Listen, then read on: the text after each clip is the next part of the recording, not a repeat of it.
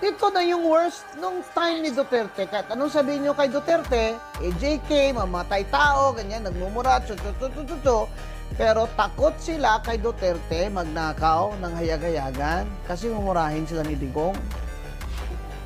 Takot sila. Ito, pinsan niya. Oh, sagot mo kami, boss, ha? Oh. Hindi sila takot. Oh, di ba? Kaya itong invention na ito ng insertion at insertion fee at flood control at rock netting, ito, tingnan nyo mabuti, you trace the budget. Nangyayari lang ito since 2022. But of course, Diskaya started in 2016 Anong and sabi niya? started to get their billions. O, anong sabi by niya? 2019. Tinanong siya, bakit nung panahon ni Digong wala kang ganun? Wala naman po nanghingi nung panahon ni President Duterte.